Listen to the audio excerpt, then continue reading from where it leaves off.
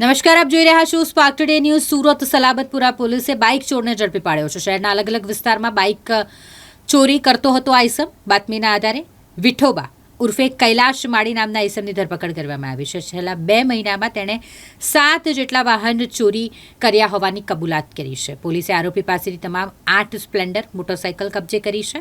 શહેરના Singanpor police station તથા Salabatpur police સ્ટેશનના વાહન ચોરીના વણસો થયેલા 8 ગુનાઓનો ભેદ ઉકેલાયો છે.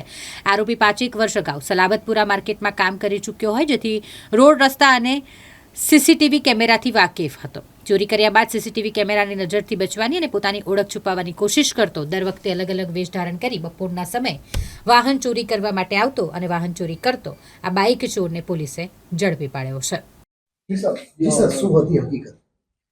સુરત શહેરના સલાબતપુરા પોલીસની જે અમારી ટીમ છે એની ઇન્ફોર્મેશન એવી મળી હતી કે અન્નપૂર્ણા માર્કેટ પાસે ચોરીના અમુક બનાવ બન્યા છે. આ બનાવમાં એક વ્યક્તિ સંડોવાયેલ હોવાની પોલીસને શંકા હતી.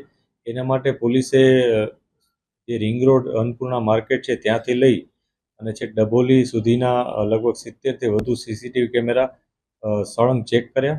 એમાંથી અમુક સસ્પેક્ટ મળી આવ્યો હતો. એ સસ્પેક્ટને અમે વેરીફાઈ કર્યું હતું ત્યારે એની પાસેથી એક મોટરસાયકલ મળી જે ચોરીની હતી અને અમારી જે શંકા હતી એ મુજબ એ ચોરી આ માર્કેટ પાસેથી જ કરેલી હતી.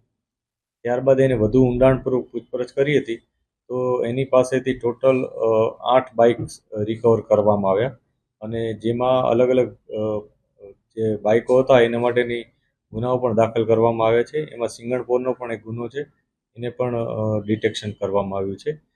ટોટલ 8 બાઇક્સ મળ્યા છે અને આરોપી છે એનું નામ વિઠોબા ઉર્ફે શ્રીરામ માળી કરીને છે. એ આરોપી છે. અગાઉ પણ એની કોઈ જગ્યાએ ચોરી કરી છે કે નહીં એની તપાસ અત્યારે ચાલુ છે. એ મૂળ મહારાષ્ટ્રનો રહેવાસી છે અને અહીંયા આ વિસ્તારમાં ઘણા ખરા સમયથી આ વિસ્તારથી વાકેફ હોવાથી એણે આ ચોરી કર્યા હોવાનું પોલીસને જાણવા મળે છે. ચોરેલી બાઇક જે છે કોઈ વેચવા જતો એવું કાંઈ હતું કે પછી એના શોખ માટે ચોરી કરતો હતો? આ બાઇક હતા એ પોતે વેચી અને પૈસા મેળવી લેતો હતો અને એનો ઉપયોગ પોતાના ખર્ચા કાઢવામાં કરતો હતો. એમાંથી 2 બાઇક તો એણે એવી રીતના આપેલા હતા કે જે લોકોને પોતાને કંઈક નાસ્તાની લારીનો ધંધો કરવો હોય એ માટે, તો એ લોકોએ એને મોડિફાઈ પણ કરી હતી.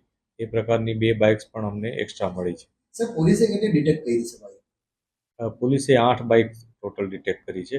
એમાં આજે મેં આપને જણાવ્યું મોડિફાઈડ જે 2 લારી જેવી 2 બાઇક છે એ પણ એમાં સામેલ છે. સર, આનું મુખ્ય રીઝન શું ચોરી કરવાનું, રાષ્ટ્રવ્યાપી કે પછી? અત્યારે તો એવી માહિતી કોઈ નથી રાષ્ટ્રવ્યાપી, પરંતુ એવું સ્પષ્ટ છે કે એ પોતાનો ખર્ચો કાઢવા અને પોતાની રીતના જે એના રોજિંદા જીવનના વ્યવહારો છે એના માટે આ બાઇક ચોરી કરતો હોવાનું જાણવા મળ્યું છે. પરંતુ અમે તમામ એંગલથી તપાસ કરીએ છીએ કેમ કે 2 બાઇક્સ અમને ધૂળિયા મહારાષ્ટ્રથી પણ મળી છે.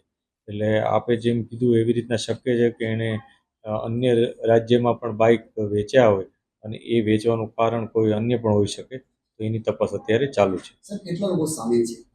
અત્યારે આ એક વ્યક્તિ સામેલ હોવાનું પોલીસને જણાય છે. અમે ફર્ધર પોલીસ કસ્ટડી માંગીશું જેથી ફર્ધર ડિટેલ અમને મળે.